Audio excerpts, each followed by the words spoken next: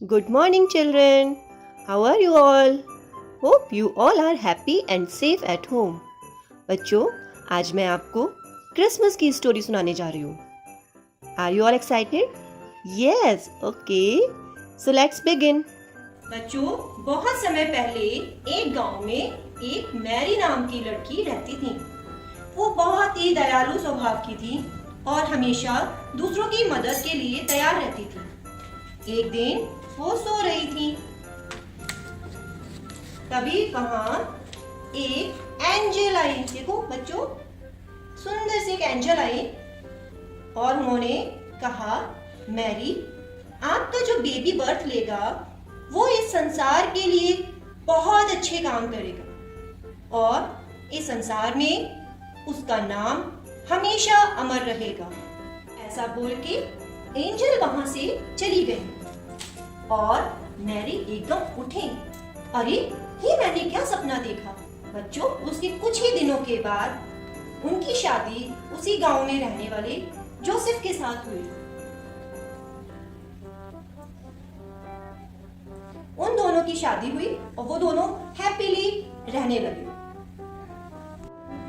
शादी के बाद मैरी और जोसेफ खुशी खुशी इजराइल के नाजरेत नामक गांव में रहने लगे.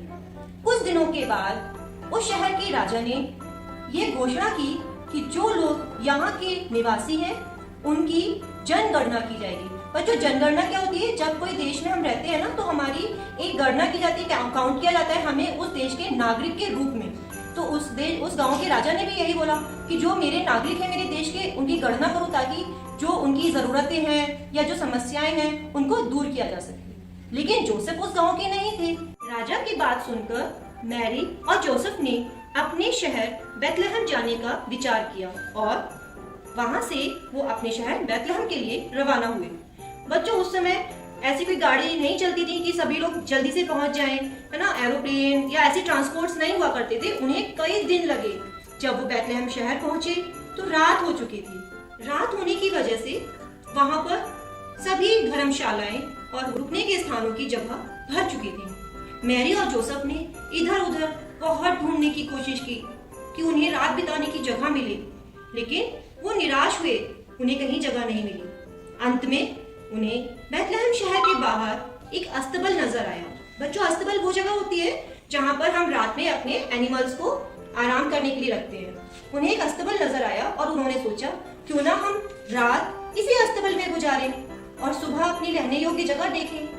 और ये सोचकर वो दोनों उस अस्तबल में चले गए.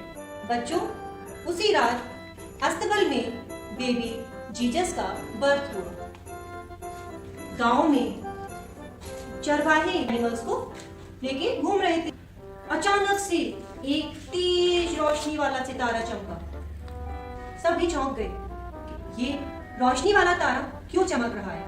तभी वहां एंजल फिर से आए और उन्होंने गांव के लोगों को बताया कि तुम्हारे शहर बेथलेहम के बाहर एक अस्तबल में दिव्य बच्चे ने जन्म लिया है जो संसार में बहुत ही अच्छे काम करेगा और तुम सभी के दुखों को दूर करेगा. गांव के लोग रात में ही वहां पहुंचे और उन्होंने वहां देखा कि एक छोटे से बच्चे का जन्म हुआ है. उन्होंने झुककर उस छोटे से दिव्य बच्चे का स्वागत किया. तो बच्चों, आपको पता चला जीसस जो थे उनका जन्म कहाँ हुआ और उनकी मम्मी का नाम क्या था, उनके पापा का नाम क्या था.